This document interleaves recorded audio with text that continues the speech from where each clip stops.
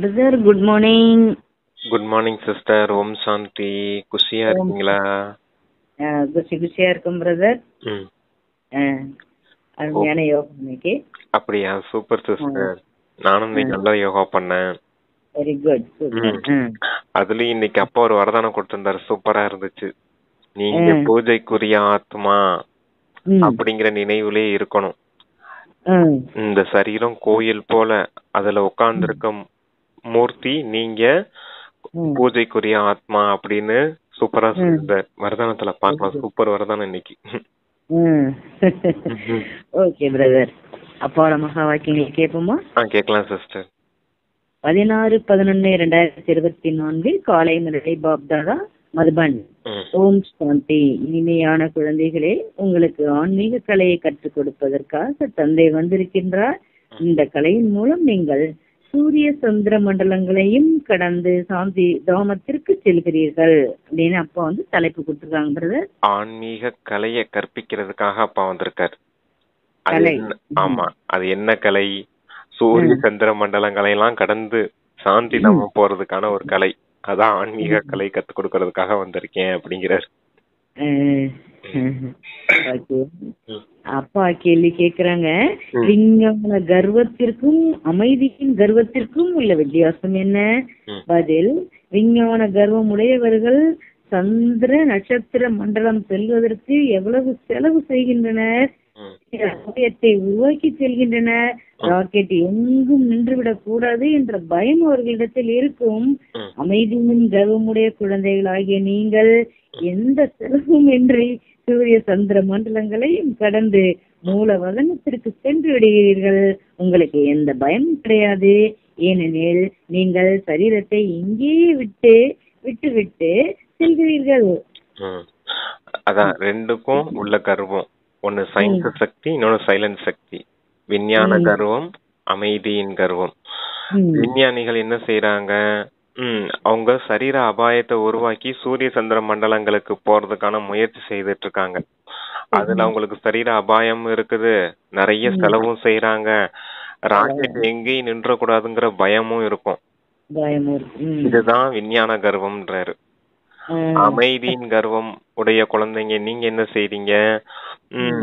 நீங்க உங்களுக்கு சூரிய சந்திர மண்டலம் கலந்து அங்க மூலவதனத்துக்கு போறது வரைக்கும் உங்களுக்கு எந்த வித செலவுமே கிடையாது. உங்களுக்கு எந்த வித பயமும் கூட கிடையாது. ஏன்னா உங்களுக்கு சரீர அபாயம் அப்படிங்கிற அந்த பயமே கிடையாது. ஏன்னா சரீரத்தை நீங்க இங்கேயே விட்டுட்டு தான் ஆத்மா மட்டும்தானே போகுது சாந்தி தாமா வரைக்கும்.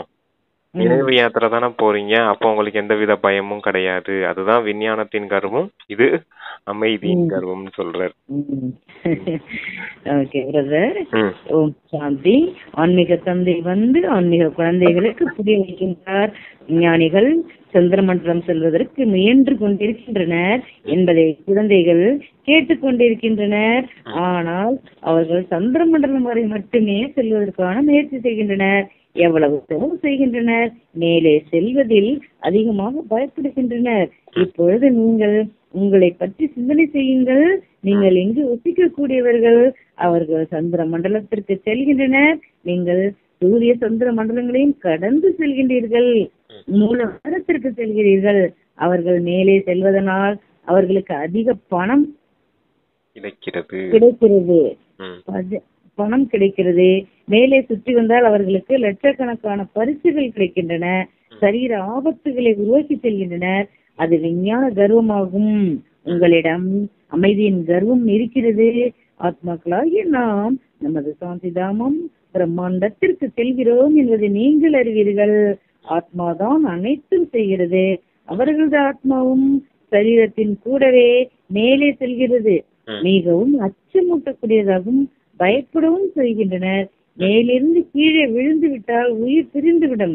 இவை அனைத்தும் உலகிய கலைகளாகும். உங்களுக்கு தந்தை ஆன்மீக கலையை கற்றுக் கொடுக்கின்றார்.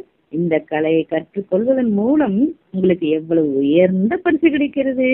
பரிசு கிரமமான முயற்சியின்படி 21 பிறவிகளுக்கான பரிசு கிடைக்கிறது.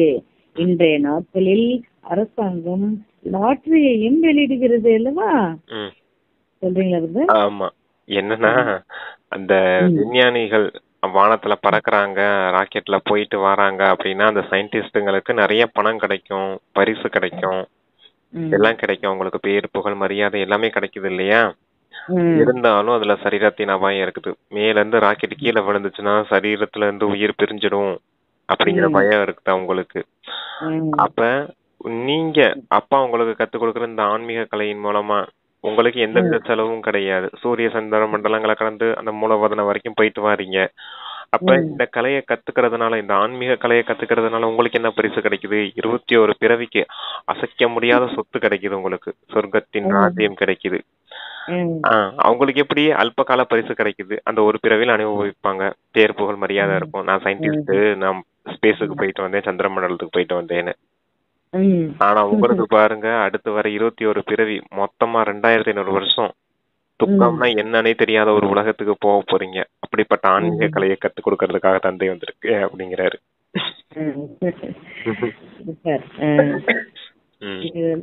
இந்த பரிசை தந்தை உங்களுக்கு கொடுக்கின்றார். மேலும் எதை கொடுக்கின்றார்?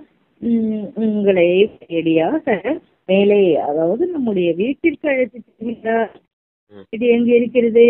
மேலும் அது எங்கு இருக்கிறது என்ற நினைவு இப்பொழுது உங்களுக்கு வருகிறது. ராவணன் அபகரித்து விட்டான். இப்பொழுது நாம் மீண்டும் நமது சொந்த வீட்டிற்கு செல்கிறோம் மற்றும் ராஜ்யத்தையும் அடைகிறோம். முக்திதானும் நமது வீடாகும் என்பது யாருக்கும் தெரியாது. இப்பொழுது குழந்தைகளாகி உங்களுக்கு கற்றுக் கொடுப்பதற்காக தந்தை எங்கிருந்து வருகின்றார் பாருங்கள். எவ்வளவு தொலைவில் இருந்து வருகின்றார். ஆத்மாவும் ராக்கெட் போன்று இருக்கிறது. மேலே சென்று சந்திரனில் என்ன இருக்கிறது, நட்சத்திரத்தில் என்ன இருக்கிறது என்று அவர்கள் முயற்சி செய்கின்றனர். இவைகள் இந்த மேடையின் விளக்குகள் என்பதை குழந்தைகளாக நீங்கள் அறிவீர்கள். எவ்வாறு மேடை விளக்குகளினால் அலங்கரிக்கின்றனர். அருங்காட்சியகத்திலும் மின் விளக்குகளால் சீரியல் லைட் அலங்கரிக்கிறீர்கள் அல்லவா? இது எல்லையற்ற உலகமாகும். இதற்கு இந்த சந்திரன், சூரியன், நட்சத்திரங்கள் வெளிச்சம் கொடுக்கக்கூடியவைகள் ஆகும். மனிதர்கள் சூரியனை, சந்திரனை தேவதைகள் என்று நினைக்கின்றனர். ஆனால் இவைகள் தேவதைகள் அல்ல. தந்தை எவ்வாறு வந்து நம்மை மனிதனில் இருந்து தேவதையாக ஆக்குகின்றார் என்பதை இப்பொழுது நீங்கள் புரிந்திருக்கின்றீர்கள். இந்த டிராமால எல்லாம் பாத்தீங்கன்னா மேடையில அங்கங்க சீரியல் பல்பு, டியூப் லைட், அதெல்லாம் லைட்லாம் நிறைய வச்சிருப்பாங்க இல்லையா? அப்பதான் அந்த நாடகத்தை பாக்குறதுக்கு நல்லா இருக்கும், கலர்ஃபுல்லா இருக்கும் அப்படிங்கறதுக்காக சொல்றாரு. அதே போல இந்த சூரிய, நட்சத்திரம் எல்லாம் இருக்குது அப்படின்னா, சந்திரன் எல்லாம் இருக்குது அப்படின்னா என்ன அர்த்தம்? இந்த மேடையில நீங்க உலக நாடகம்ன்ற மேடையில நீங்க நடிச்சிட்டு இருக்கீங்க. உங்களுக்கும் வெளிச்சம் வேணும் இல்லையா? லைட்ஸ் எல்லாம் போடணும் இல்லையா? அதே போல அலங்கார லைட்டுகள் எல்லாமே அப்படிங்கறத சொல்றாரு. அவ்வளவுதான் விஷயம். அதுல போய் உட்காந்து ஆராய்ச்சி பண்ணிட்டு இருக்க வேண்டிய அவசியமே கிடையாது. ஆனா இந்த மனிதர்கள் அத போய் ஆராய்ச்சி பண்ணிட்டு அங்க என்ன இருக்குது ஏது இருக்குன்னு ஆராய்ச்சி பண்ணிட்டு நேரத்தை வேஸ்ட் ஆகிட்டு பணத்தை செலவு பண்ணிக்கிட்டு இருக்காங்க அப்படிங்கிறாரு. இங்க எவ்வளவு ஈஸியா புரிஞ்சுக்கிட்டீங்க பாருங்க. அப்பா வந்து சொல்றாரு, எதுவுமே கிடையாது, எல்லாம் அலங்கார விளக்குகள், அவ்வளவுதான், அதை மட்டும் புரிச்சுக்கோங்க அப்படிங்கிறாரு. ஆமா, அவங்களாம் தேவதைன்னு சொல்லி வச்சிருக்காங்க. சூரிய தேவன், சந்திர தேவன் அப்படிலாம் சொல்லி வச்சிருக்காங்க. கிரகங்களையும் தேவதைன்னு சொல்லி வச்சிருக்காங்க. அதெல்லாம் தேவதைகள்லாம் யாரும் கிடையாது. நீங்க தான் மனிதன்ல இருந்து தேவதை ஆக முடியும். அது வெறும் ஜட பொருள் தான் அப்படிங்கறத சொல்றாரு. ஓகே பிரதர், இதை ஞான சூரியன், ஞான சந்திரன் மற்றும் ஞான அதிர்ஷ்ட நட்சத்திரங்கள் ஆகும். ஞானத்தின் மூலம்தான் குழந்தைகளாய் உங்களுக்கு சத்கதியை ஏற்பட்டுக் கொண்டிருக்கிறது. நீங்கள் எவ்வளவு தொலைவிற்கு செல்கிறீர்கள்? தந்தைதான் வீட்டிற்கு செல்வதற்கான வழி கூறியிருக்கின்றார்.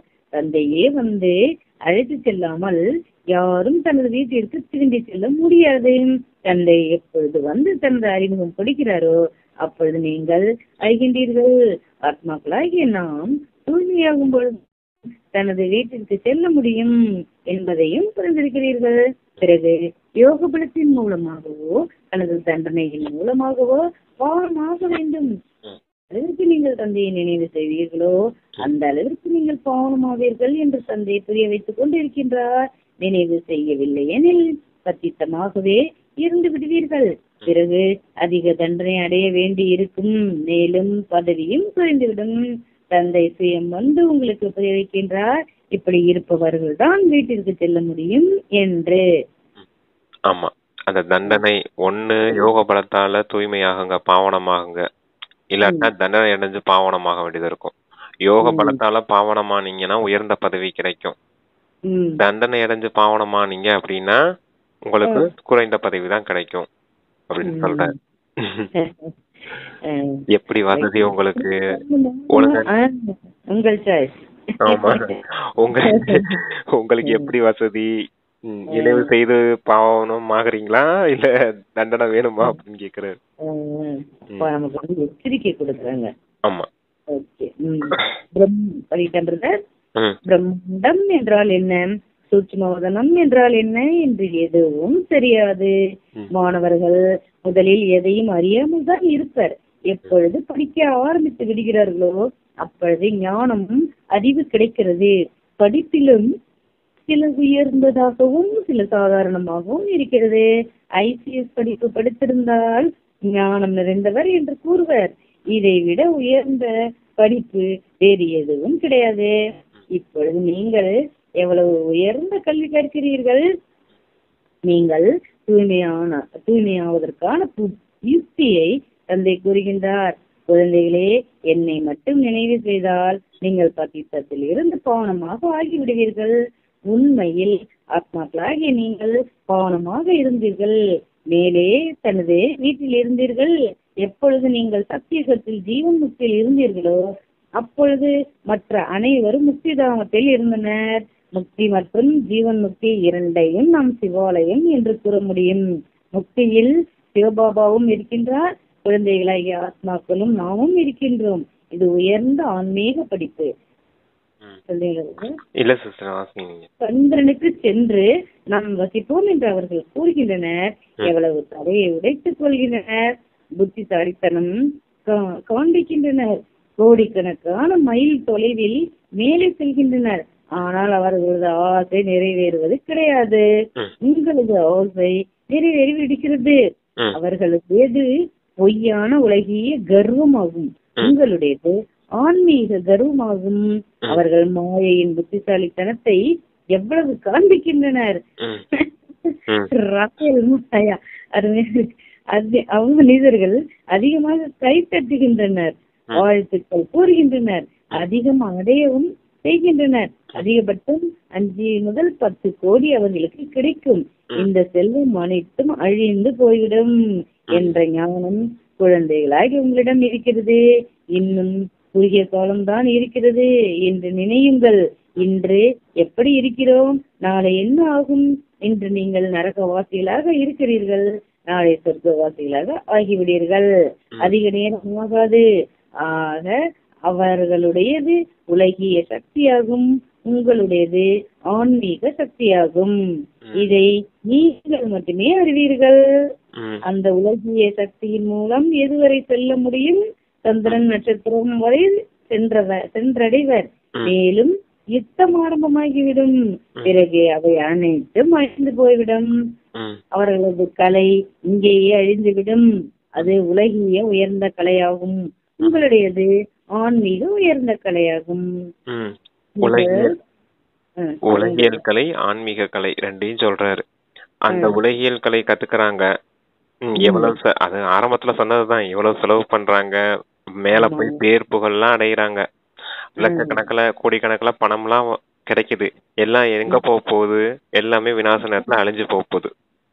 எல்லாம் அழியக்கூடிய பணத்துக்காக, அழியக்கூடிய இந்த பேர் புகழ் மரியாதைக்காக எவ்வளவு பகட்ட காட்டுறாங்க அப்படிங்கிறாரு. மாயையின் கர்வம், உலகியல் கவர்ச்சி, இதெல்லாம் காட்டுறதுனால என்ன, அவங்களுக்கு அந்த உலகியல் அந்த அல்பகால சுகங்கள் அனுபவம் ஆகுது. ஆனா நீங்க தந்தை கொடுக்கக்கூடிய சொல்லித்தரக்கூடிய இந்த ஆன்மீக கலை கத்துக்கிறதுனால அந்த 21 பிறவி ஆஸ்தி கிடைக்குது. அப்ப எவ்வளவு பெரிய போதை உங்களுக்கு இருக்கணும் அப்படிங்கறத சொல்றாரு. உலகியல் கலை ஆன்மீக கலை, உலகியல் இன்பம் ஆன்மீக இன்பம் ரெண்டு இருக்குது. ஆமா, அவங்க அதுக்கு முன்னாடி சொன்னாரு அந்த IAS ஆபீசர்ஸ் எல்லாம் எப்படி உயர்ந்த பதவி இருக்குது இல்லையா, அதுவுமே அந்த எல்லைக்குட்பட்ட விஷயங்கள் தானே. பெரிய படிப்பு நாங்க படிச்சிருக்கோம் அப்படிங்கிற அந்த பெயர் கிடைக்குது, நல்ல உயர்ந்த பதவி அடைகிறாங்க. ஆனா நீங்க என்ன படிப்பு படிச்சுட்டு இருக்கீங்க? ஆன்மீக படிப்பு படிச்சுட்டு இருக்கீங்க. நீங்க யாராக போறீங்க? உலகத்துக்கே எஜமானராக போறீங்க. உலகத்தையே ராஜ்யம் செய்ய போற அளவுக்கு உயர்ந்த படிப்பு படிச்சுட்டு இருக்கீங்க. அந்த அளவுக்கு உங்களுக்கு போதை இருக்குதா அப்படின்னாரு. சரிங்க சிஸ்டர், 2 தான். பிரதர், நீங்கள் சாந்தி தாமத்திற்கு செல்கிறீர்கள். அதன் பெயரே இனிய வீடு ஆகும். மிகவும் உயர்வாக செல்கின்றனர். மேலும் கணக்கு எடுங்கள், நீங்கள் எவ்வளவு தொலைகிறோம், நீங்கள் யார் ஆத்மாக்கள், நான் எவ்வளவு தொலைவில் மைல் மேலே செல்கின்றேன் என்று தந்தை கூறுகின்றார். கணக்கிட முடியும். அவர் இவ்வளவு தொலைவிற்கு மேலே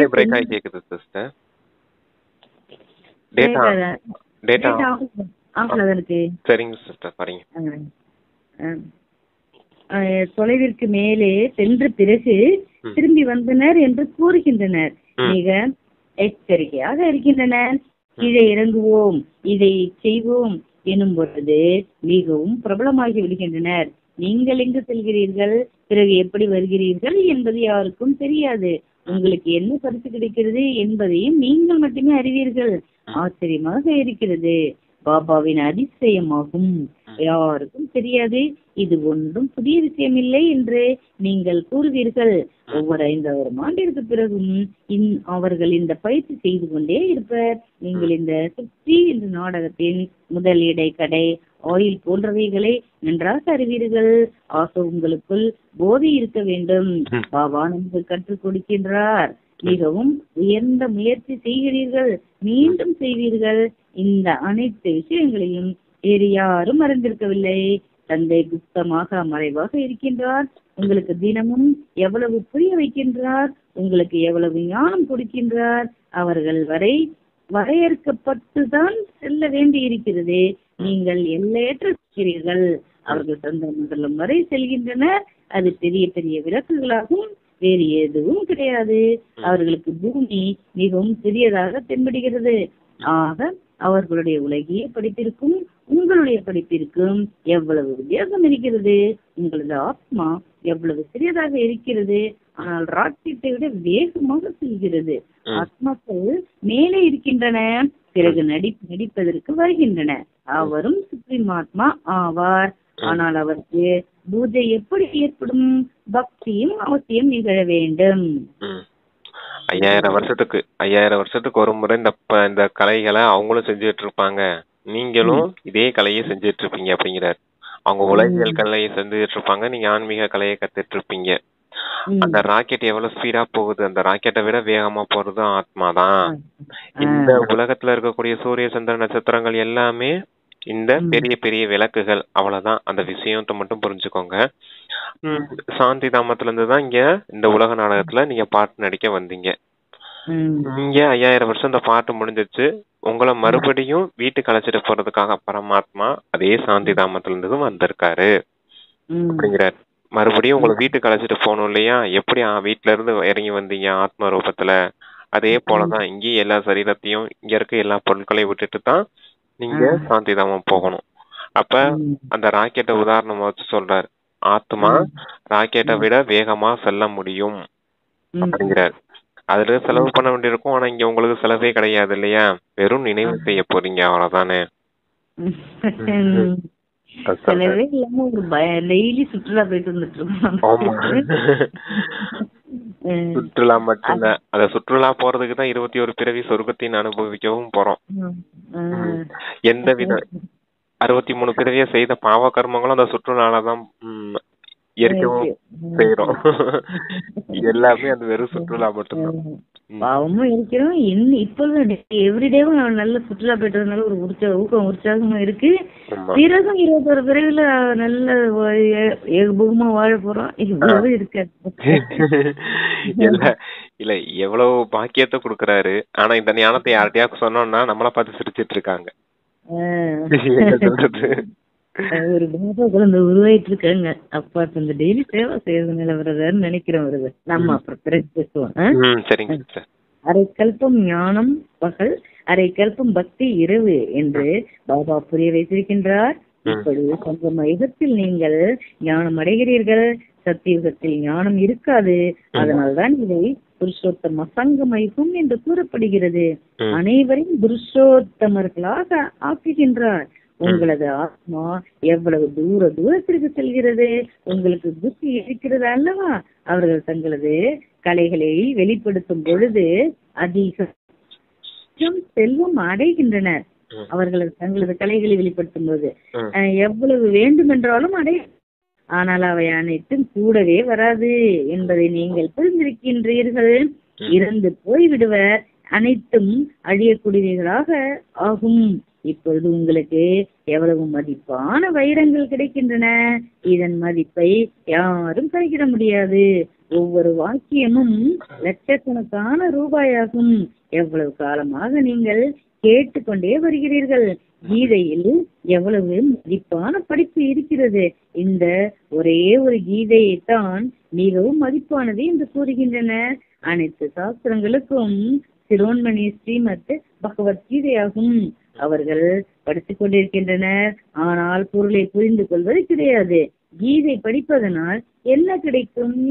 என்னை நினைவு செய்தால் நீங்கள் பாவனம் ஆகிவிடுவீர்கள் என்று இப்பொழுது தந்தை கூறுகின்றார். ஆனால் கீதையை படிக்கலாம், ஆனால் ஒருவருக்கு கூட தந்தையிடம் யோகா தொடர்பு கிடையாது. தந்தையை சர்வவியாபி என்று கூறிவிட்டனர், பாவனமாக ஆகவும் முடியாது. இப்பொழுது இந்த லட்சுமி நாராயணன் சித்திரம் உங்கள் முன் இருக்கிறது. இவர்கள் தேவதைகள் என்று கூறப்படுகின்றன, ஏனெனில் தெய்வீக குணங்கள் இருக்கின்றன. சொல்லுங்க பிரதர். ஆமா, இந்த ஞான ரத்தினங்கள் பாருங்க எவ்வளவு மதிப்பு வாய்ந்தது. ஒவ்வொரு வாக்கியமும் லட்சக்கணக்கான ரூபாய் மதிப்பு வாய்ந்தது அப்படிங்கிறது. ஒவ்வொரு வாக்கியத்துக்கும் ₹1,00,000 சேமிப்பாகதான் ஆத்மா கணக்குல. அப்ப எந்த அளவுக்கு மகிமையா சொல்றாரு பாருங்க அந்த ஞானத்தின் கீதை அப்படின்னு சொல்றாரு. அவங்களுக்கு பாருங்க, அவங்களுக்கும் செல்வம் கிடைக்குது, இருந்தாலும் எல்லாம் அழியக்கூடியது. ஆனா உங்களுடைய ஞான ரத்தினங்கள் செல்வம் 21 பிறவி கூடவே வரப்போகுது.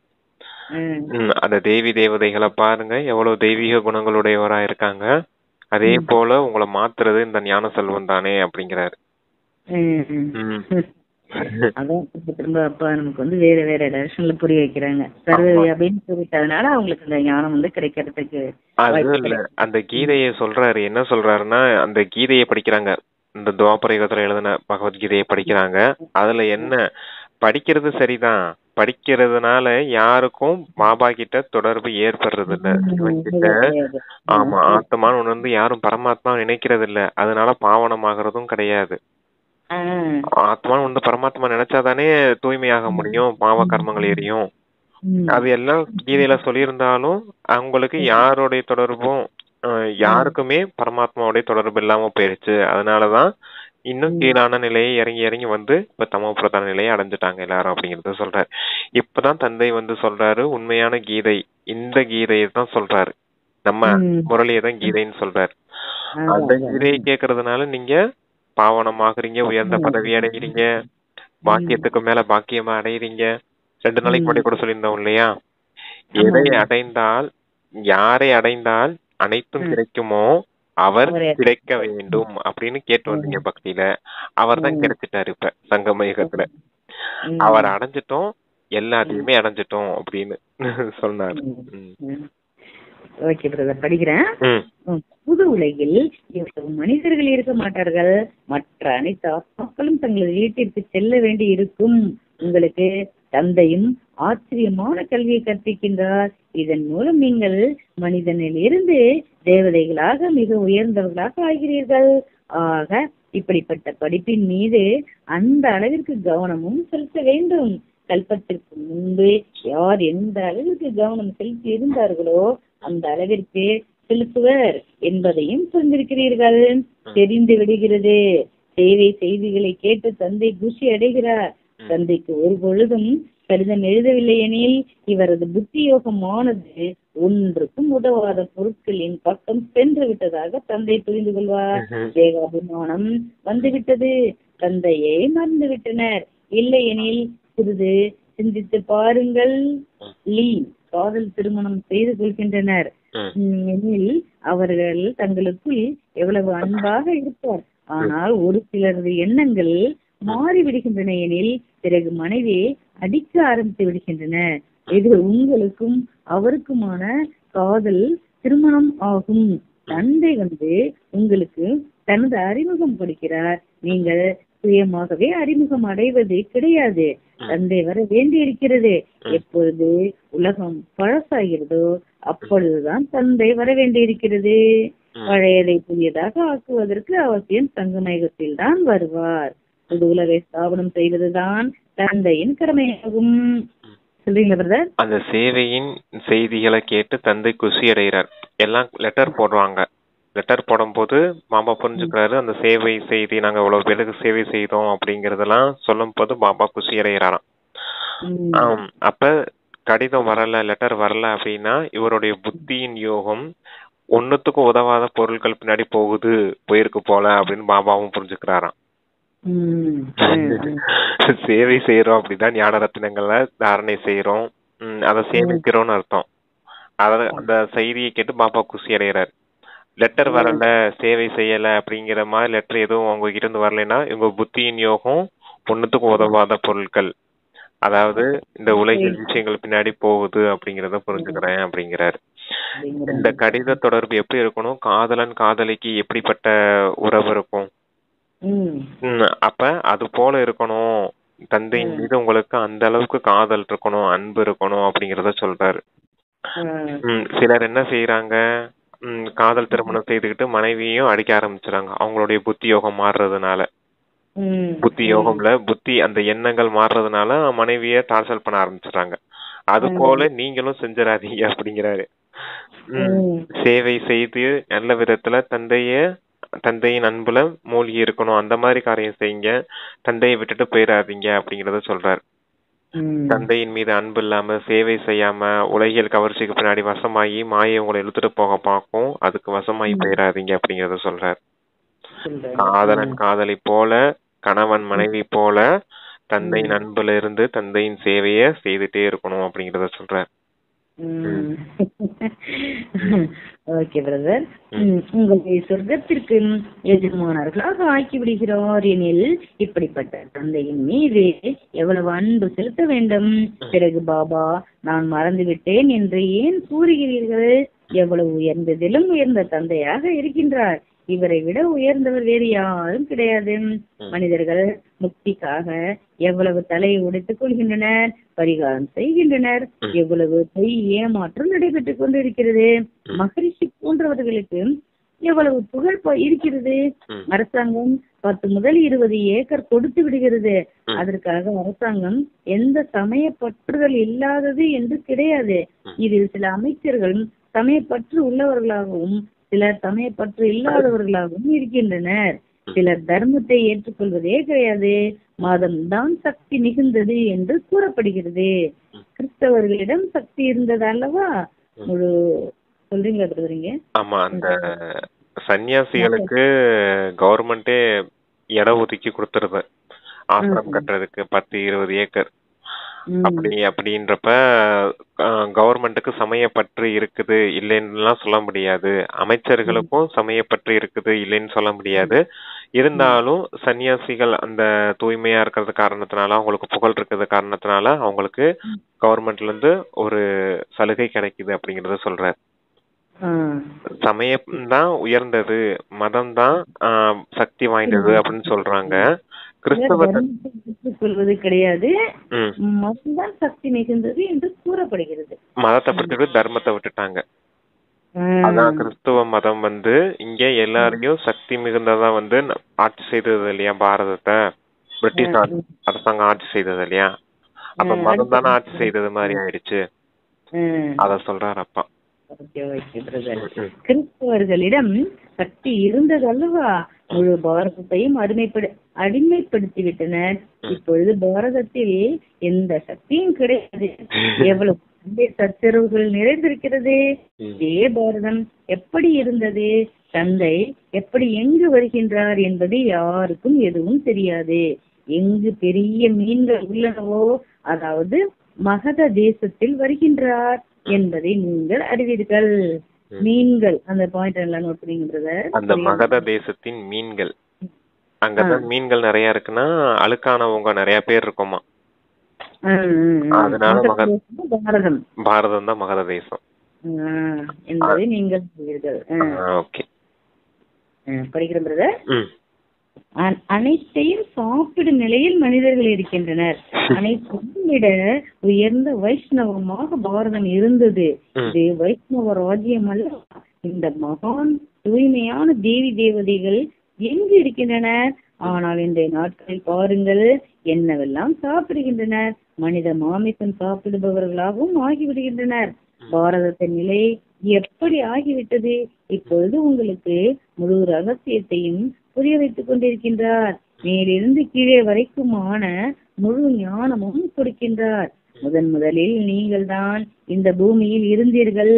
பிறகு மனிதர்கள் விரக்தி அடைகின்றனர். இப்பொழுது குறுகிய காலத்தில் அச்சமான சூழ்நிலை ஏற்பட்டுவிடும்.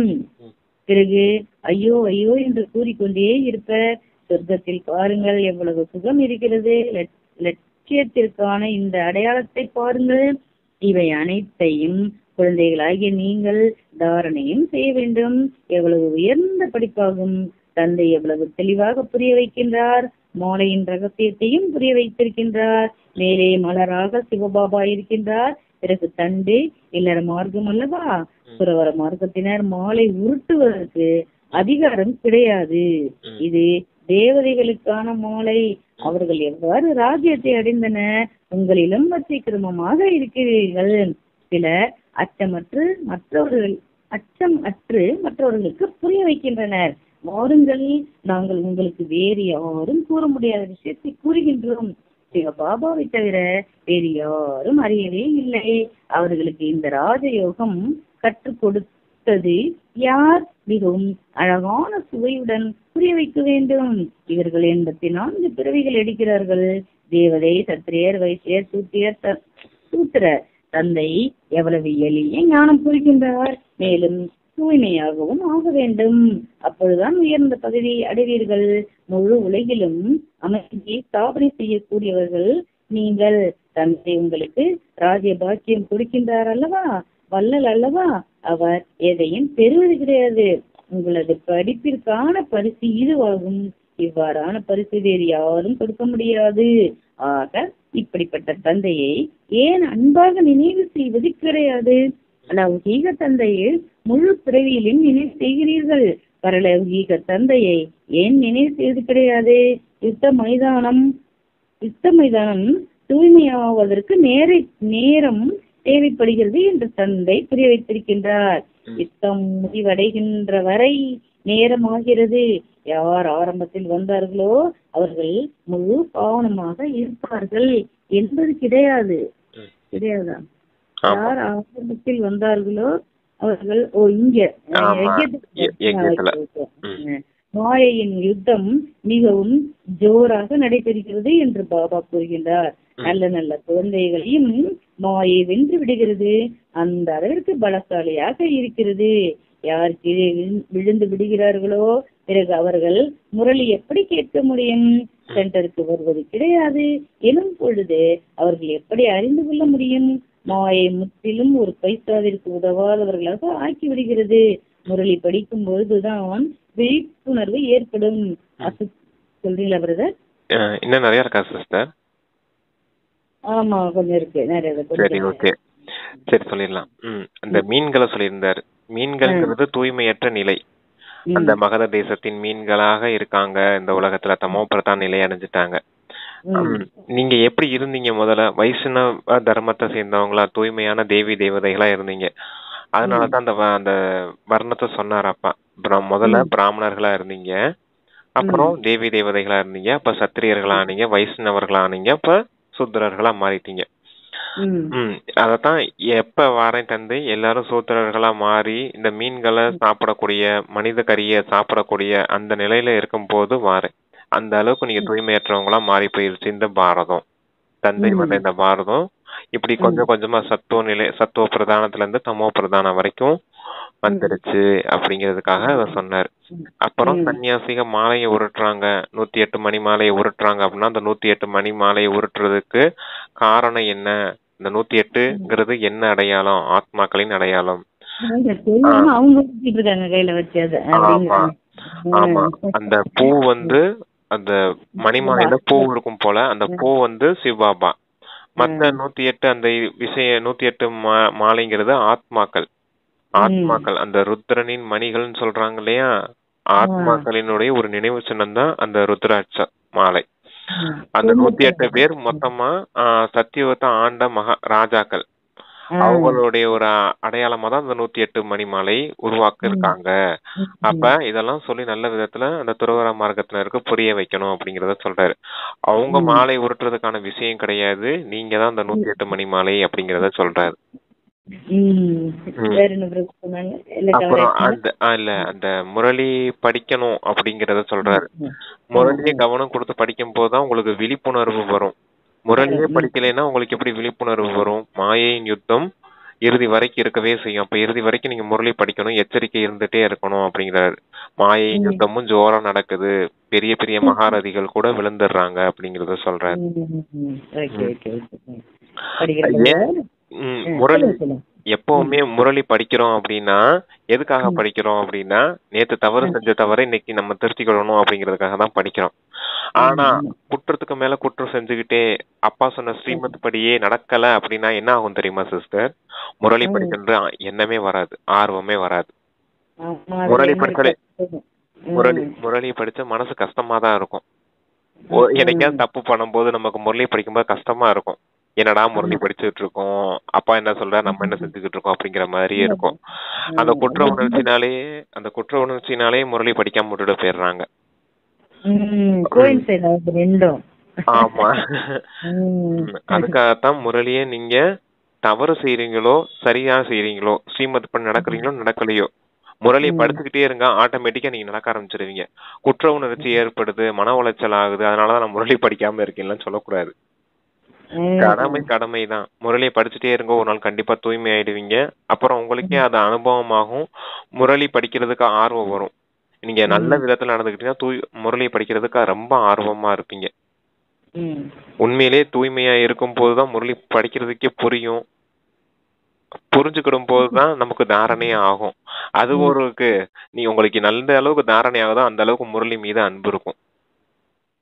அதான் சொல்லுவாரு, முரளியின் மீது யாருக்கு அன்பு இருக்கோ அவங்களுக்கு தான் முரளிதரன் மீதும் அன்பு இருக்குன்னு புரிஞ்சுக்க முடியும் அப்படின்பாரு. இவர்களே மாயை விழுங்கிக் கொண்டிருக்கிறது என்பதை பார்த்தீர்கள் எனில் காப்பாற்றுவதற்கு முயற்சி செய்ய வேண்டும். மாயை முழுவதுமாக விழுங்கிவிடக் கூடாது, மீண்டும் படிந்து விட வேண்டும். இல்லையெனில் உயர்ந்த பதவி அடைய முடியாது. சத்குருவை சிந்தனை செய்கின்றனர், நல்லது அப்படின்னு முரளி நிறைவேற்றிக்கிறது. நிறைய இருக்குன்னு சொன்னீங்க, அதான் முடிய போதில்ல சிஸ்டர். சரி, சத்குருவை நிந்தனை செய்திடக்கூடாது. சத்குருவை நிந்தனை செய்யக்கூடாதுன்னா சத்குரு கொடுக்கக்கூடிய ஸ்ரீமத் மீறி நடக்கக்கூடாது. மீறி நடக்கக்கூடாதுன்னா முக்கியமான விஷயம் 5 விகாரங்களுக்கு வசமாய் நடக்கக்கூடாது. அதுதான் சத்குருவோட ஸ்ரீமத். மற்றபடி போக வைக்கிறோம், அதெல்லாம் முடியாம இருக்கலாம். மற்றபடி வேற சில உடலுக்கான ஸ்ரீமத் இருக்குது, ஆன்மாவுக்கான ஸ்ரீமத் இருக்குது. உடலுக்கான ஸ்ரீமத்தை உடல்நிலை சரியில்லாம இருக்கலாம், இல்ல உங்களுக்கு ஏதாவது கர்ம போகும், கர்ம பந்தனம் இருக்கலாம், அதனால செய்ய முடியாம இருக்கும். உடல் ரீதியான ஸ்ரீமத் இங்க சொல்றது கிடையாது அப்பா. ஆத்மாவுக்கான ஸ்ரீமத் தூய்மையா இருக்கணும், கோவப்படக்கூடாது, அன்பா நடந்துக்கிடணும், அந்த மாதிரி இருக்குது பாத்தீங்க இல்லையா, அந்த மாதிரி ஸ்ரீமத்தை மீறி நடக்கக்கூடாது. அதனாலதான் சத்குருவுக்கு நிந்தனை செய்தவர்கள் உயர்ந்த பதவி அடைய முடியாது அப்படிங்கிறது. இது குறிப்பா ஆத்மாவுக்கு கொடுக்கப்பட்ட ஸ்ரீமத் மீறி நடக்கும் போதுதான் உயர்ந்த பதவி அடைய முடியாது. உடலுக்கான ஸ்ரீமத் அப்பா ஏன் கொடுக்கறாருன்னா, துவாபர யுகத்துல இருந்து நம்ம உடல் ரீதியான உணர்வுல இறங்கி வந்துருவோம். இருந்தாலும் அங்க பக்தி மார்க்கத்திலயும் இங்க உடல் ரீதியான ஸ்ரீமத்தை அங்க ஃபாலோ பண்ண வேண்டியது இருக்கும் நம்ம துவாபர யுகத்துல. அந்த துவாபர யுகத்திலயும் குழந்தைங்க கஷ்டப்படக்கூடாது அப்படிங்கறதுக்காக சங்கம யுகத்திலயும் அப்பா உடலுக்கான ஸ்ரீமத்தையும் கொடுக்கறாரு. ஆத்மாக்கான தானே தந்தை வந்தாரு, அப்ப ஆத்மாக்கான விஷயங்கள் மட்டும் சொல்லிட்டு போயிருக்கலாம் அப்படின்னு சொல்லிருக்க கூடாது, சொல்லிட்டு போயிருக்க கூடாதா அப்படின்றதெல்லாம் கேக்குறாங்க இல்லையா, அதுக்காக சொல்றேன். துவாபர யுகத்துல உடல் ரீதியான ஸ்ரீமத் கண்டிப்பா அவசியம் தேவைப்படும். ஏன்னா அங்கிட்டும் நம்ம அரைக்கல்பா வாழ வேண்டியது இருக்கும், துவாபர யுகமும் கலியுகமும் வாழ வேண்டியது இருக்கும். அதுக்காகத்தான் உடல் ரீதியான ஸ்ரீமத்தையும் இப்பயே ஒரு கட்டுப்பாட்டுல கொண்டு வந்து கண்ட்ரோல் பண்ணி வைக்கிறார் அப்பா. ஏன்னா சங்கம யுகத்துல விதைய ஊண்டிட்டு போனாதான் அது ஒவ்வொரு யுகத்திலயும் வெளிப்படும். சத்தியுகம் திரேதாயுகத்தை தாண்டி துவாபர கலியுகத்தையும் நம்ம வாழ வேண்டியும் கடந்து வர வேண்டியது இருக்கும் அப்படின்னா அங்கேயும் நம்ம நிம்மதியான வாழ்க்கையை வாழணும்னா இங்கேயே ஸ்ரீமத்தை கரெக்டா ஃபாலோ பண்ணீங்கன்னா எல்லா அந்த 84 பிறவிலும் நம்ம நிம்மதியா வாழ முடியும் அப்படிங்கறதுக்காக சொல்றாரு. இப்ப போகுவதற்கு கூட இந்த துவாபர பக்தி மார்க்கத்துல நமக்கு தேவைப்படும். பகவான் நினைக்கிறதுக்கு அந்த ஒரு பாவனையோடு பக்தி செய்யறதுக்கு ரொம்ப ஸ்பீடா விகாரத்துல விழுந்து தூய்மையற்றவங்களா ஆகாம கொஞ்சம் கொஞ்சமாவது குறையும். எப்படியும் குறையதான் போகுது பாக்கியம். ஆமா 21 பிறவி துவாபர யுகத்திலே மொத்தமா பாக்கியம் பூரா கலைஞ்சு போச்சு. அப்புறம் கலியுகத்தை 42 பிறவி எப்படி கடந்து போறது? ஒவ்வொரு பிறவிலையும் அடி வாங்கிட்டே போக முடியுமா நம்ம?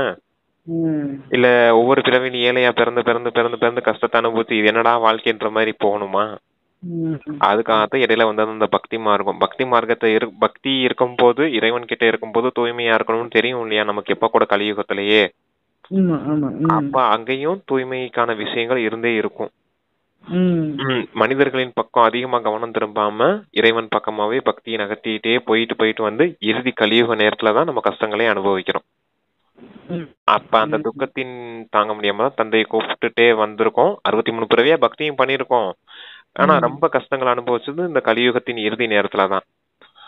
அப்ப தந்தையே வந்துட்டார் நம்மள மறுபடியும் தேவி தேவதையா மாத்துறதுக்கு. அதான் இந்த டிராமா. நல்லது. இனிமையை தேடி கண்டெடுக்கப்பட்ட செல்ல குழந்தைகளுக்கு தாய் தந்தையும் பாப்தாதாவின் அன்பு நினைவுகள் மற்றும் காலை வணக்கம். ஆன்மீக குழந்தைகளுக்கு ஆன்மீக தந்தையின் நமஸ்தே நமஸ்தே. அப்பா தாரணைக்கு 2 பாயிண்ட்ஸ் நமக்கு கொடுக்குறாங்க. அதுல முதல் பாயிண்ட், தந்தையிடம் அமைதிக்கான கலையை கற்றுக்கொண்டு இந்த எல்லைக்குட்பட்ட உலகிலிருந்து தூர விலகி இலைக்கப்பால் செல்ல வேண்டும். தந்தை நமக்கு எவ்வளவு அற்புதமான ஞானம் கொடுத்து எவ்வளவு உயர்ந்த பரிசு கொடுக்கிறார் என்ற போதை இருக்க வேண்டும். அப்பா 2வது பாயிண்ட்ஸ், அச்சமற்றவர்களாக மிகவும் ஞானம் அன்பு நிறைந்த வழிமுறையில் சேவை செய்ய வேண்டும். மாயையின் யுத்தத்தில் பலசாலையாகி வெற்றியடைய வேண்டும். முரளி கேட்டு விழிப்புணர்வுடன் இருக்க வேண்டும் மற்றும் அனைவரையும் வெளிப்படைய செய்ய வேண்டும் அப்படின்னு தாரணை பாயிண்ட்ஸ் கொடுத்துருக்காங்க.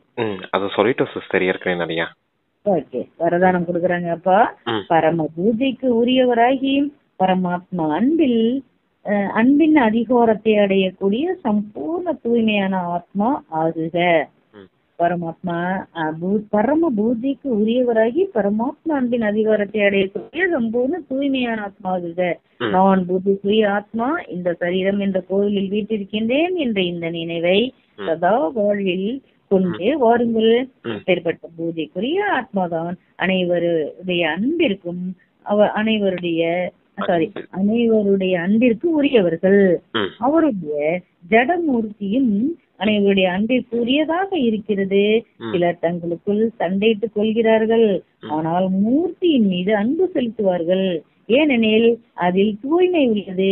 எனவே மனம் புத்தி சம்பூர்ண தூய்மையாக ஆகியுள்ளதா, சிறிதளவு தூய்மையற்ற தன்மை கலப்படமாகாமல் உள்ளதா என்று தன்னைத்தானே கேளுங்கள். யார் அப்பேற்பட்ட சம்பூர்ண தூய்மையாக இருக்கின்றார்களோ அவர்களே பரமாத்மா அன்பிற்கு அதிகாரி ஆவார்கள் அப்படின்னு வரதானத்துக்கு விஸ்தாரம் கொடுத்துருக்காங்க. ஆமா, நீங்க சரீரம் என்ற கோயில்ல வீட்டிற்கக்கூடிய பூஜைக்குரிய ஆத்மா, நான் சைத்தன்ய மூர்த்தி அப்படிங்கிற நினைவுலயே இருக்கணும் அப்படிங்கிறாரு. அது சதா உங்களுடைய வாழ்வின் ஒரு அங்கமா மாறிடணும். அப்படிப்பட்ட ஆத்மாக்கள் தான் அனைவருடைய அன்பிற்கும் பாத்திரமானவர்களா இருப்பாங்க. யாரு அந்த நினைவுலயே நான் மூர்த்திங்கிற நினைவுலயே இருக்காங்களோ அவங்கதான் அடுத்தவங்களுடைய அன்பிற்கு பாத்திரமானவங்களா இருப்பாங்க.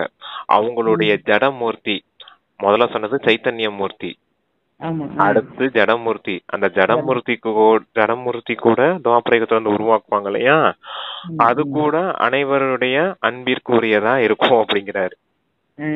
சிலர் பங்காளி சண்டை எல்லாம் போடுறாங்க இல்லையா, தங்களுக்குள்ள சண்டையிட்டு கொள்ளுவாங்க. அவங்க கூட அந்த மூர்த்தியின் மீது அன்பு செலுத்துவாங்க. தங்களுக்குள்ள சண்டையிட்டுவாங்க, மனிதர்கள் மாறி மாறி சண்டையிட்டுக் கொள்வாங்க. ஆனா அந்த மூர்த்தியின் மீது அவங்களுக்கு அன்பு இருக்கும். என்ன காரணம்? தூய்மையின் மீது அதுல அடங்கி இருக்குது அந்த ஜடமூர்த்தியில. அதனாலதான் அவங்க அந்த அளவுக்கு அந்த மூர்த்தியின் மீது அன்பு செலுத்துறாங்க. அப்ப உங்களுடைய மனம் புத்தியில தூய்மையின் தாரணை இருக்குதா அப்படிங்கறதையும் செக் பண்ணிக்கோங்க. தூய்மையற்றதின் அழுக்கு கொஞ்சம் கூட இல்லைதானே அப்படிங்கறத சோதனையும் செய்துக்கோங்க அப்படிங்கிறார். யார் இப்படிப்பட்ட தூய்மை, சம்பூர்ண தூய்மை உடைய ஆத்மாக்களோ அவங்கதான் பரமாத்மாவின் அன்பிற்கு அதிகாரியாவும் இருப்பாங்க அப்படிங்கறத சொல்றாரு. 2 விஷயம் சொல்லியிருக்காரு இந்த வரதானத்துல. ஒண்ணு அன்பு, இன்னொன்னு தூய்மை. நீங்க அன்பிற்குரியவங்களா இருக்கணும் அப்படின்னா எப்பவுமே அந்த நினைவுல இருக்கணும். நான் சைத்தன்யமூர்த்தி இந்த உடலுங்கிற கோவில்ல அமர்ந்திருக்கிறேன் அப்படிங்கிற போது நீங்க அடுத்தவங்களுக்கும் அன்பிற்குரியவங்களா இருப்பீங்க. உங்களுடைய ஜடமூர்த்தி கூட அன்பிற்குரியதா இருக்கும். பக்தர்களுக்கும் அன்பானவர்களா, அன்பான இஷ்ட தேவி தேவதையா இருப்பீங்க. அப்ப அது அன்புக்கான விஷயம். தூய்மைக்கான விஷயம், உங்களுடைய சைத்தன்ய மூர்த்தியா நீங்க இப்ப இருக்கீங்க இல்லையா, மனம் புத்திர தூய்மையற்றதின் அழுக்கு எதுவும் இருக்கக்கூடாது. சம்பூர்ண தூய்மையா இருக்கணும். அந்த சம்பூர்ண தூய்மையின் காரணத்தினால்தான் பக்தர்கள் கூட அந்த ஜடமூர்த்திய அன்பா வழிபட்டுட்டு வந்துட்டு இருக்காங்க. அப்படிப்பட்டவங்க தான் உங்களுக்கும் நீங்க அன்பானவங்களா இருப்பீங்க, மற்றவர்களுக்கும் மற்ற பக்தர்களுக்கும் அன்பானவங்களா இருப்பீங்க, பரமாத்மாவுடைய அன்புக்கும் அதிகாரியா இருப்பீங்க அப்படிங்கிறார். சூப்பர் வரதான் அது. பரம பூஜைக்குரிய ஆத்மா நான் அப்படிங்கிற சுயமரியாதை இருக்காது. ஒவ்வொரு வரதானத்திலயும் ஒரு இருக்கும். ஆமா. ஓகே, இன்னைக்கு இந்த நினைவுலே இருக்கணும். நான் பரம பூஜைக்குரிய ஆத்மா, என்னுடைய ஒவ்வொரு அங்கமும் பூஜைக்குரியதா மாறப்போகுது. கண்ணு, காது, மூக்கு, வாய், தோல் எல்லாமே, கை, கால் எல்லாத்துலயும் வளையல் மாட்டுறாங்க, கொலுசு போடுறாங்க, தோடு மாட்டுறாங்க, வைரத்தோடு, மூக்குத்தி, கண்ணுக்கு அலங்காரம், தலையில கிரீடம், உட்கார்றதுக்கு சிம்மாசனம், சிம்ம வாகனம், புலி வாகனம், வார்த்தைகளும் நல்ல ஒரு கனிவா வரும். ஆமா, இல்ல வாகனம் பாருங்க, சிம்ம வாகனம், யானை வாகனம், குதிரை வாகனம், கையில அலங்காரத்துக்கு பாருங்க ஆயுதங்கள், திரிசூல ஞானம், ஞான சங்கு, சுயதர்சன சக்கரம், தாமரை பூ, கதாயுதம், வில்லு, ஞான வில்லு, ஞான அம்பு, அமிர்த கலசம், எல்லாம் நம்மளுடைய அப்படி அலங்காரம். அப்படி பரம பூஜைக்குரிய ஆத்மா நான் அப்படிங்கிற போதையில இருக்கணும் இன்னைக்கு. அவர்களே பரமாத்மா அன்பிற்கு அதிகாரி அப்படின்ட்டாங்க. ஆமா, இதெல்லாம் இந்த நிலைமை அடைஞ்சோம்னா காரணம் என்ன? அப்பா இன்னைக்கு கொடுத்த அந்த ஆன்மீக கலையை கத்துக்கிட்ட காரணத்தினால இப்படிப்பட்ட தேவி தேவதையா ஆகுறோம், பூஜைக்குரிய ஆத்மாவா ஆகுறோம் அப்படிங்கறத நினைவு இருக்கணும். என்ன சொன்னார் இன்னைக்கு? அந்த சைலண்ட் சக்தி, அமைதியின் சக்தி, அந்த ஆன்மீக கலையை கத்துக்கிட்டதுனாலதான் நம்ம இந்த அளவுக்கு தேவி தேவதையா மாறி இருக்கோம், பரம பூஜைக்குரிய ஆத்மா அப்படிங்கிற நிலையை அடைஞ்சிருக்கோம் அப்படிங்கிற நினைவுல இருக்கணும். Okay, slogan. அப்பா ஸ்லோகன் கொடுக்குறாங்க. ஞானம் என்ற பொக்கிஷத்தை தனக்குள் தாரணை செய்து ஒவ்வொரு நேரம் ஒவ்வொரு கர்மத்தை புரிதலுடன் செய்பவர்களே ஞான சுரூப ஆத்மா. தனக்குள் தாரணை செய்து ஒவ்வொரு நேரம் ஒவ்வொரு கர்மத்தை புரிதலுடன் செய்பவர்களே ஞான சுரூப ஆத்மா. ஞான சுரூப ஆத்மா யாரு அப்படிங்கிறாரு. ஞானத்தின் பொக்கிஷங்களை தங்களுக்குள் தாரணை செய்து ஒவ்வொரு நேரத்திலையும் ஒவ்வொரு கர்மத்திலையும் புரிதலோடு செயல்படுத்தக்கூடியவங்க. ஞானத்தை புரிஞ்சுக்கிட்டு ஒவ்வொரு நேரமும் ஒவ்வொரு கர்மத்திலையும் இந்த விஷயம் இப்படித்தான் இருக்குது, இத தந்தை சொல்லியிருக்காரு, நான் இந்த நேரம் இந்த கர்மத்தை இப்படி செய்யணும், சமயத்துக்கு ஏத்த மாதிரி கர்மம் செய்யணும். இடம் பொருள் ஏவல்னு சொல்லுவாங்க இல்லையா தமிழ்ல கூட, அது போல அந்த நேரத்தை பார்த்து அந்த கர்மம் செய்யணும் அப்படிங்கிறாரு. ஒவ்வொரு நேரமும் ஒவ்வொரு கர்மத்தையும் புரிதலோடு செய்யக்கூடியவங்க தான் ஞான ஸ்வரூப ஆத்மா அப்படின்னு சொல்லியிருக்காரு. நீங்க எல்லாரும் ஞான ஸ்வரூப ஆத்மாவா ஆகணும் அப்படிங்கிறாரு. சரி, சூப்பர் சிஸ்டர். ஓகே, நல்ல வரதான, நல்ல slogan. Okay sister, thank you. Om Shanti. Om Shanti. Thank you brother. Thank you Baba. Om Shanti. Good day and good luck. Thank you. நன்றி பாபா. நன்றி பாபா.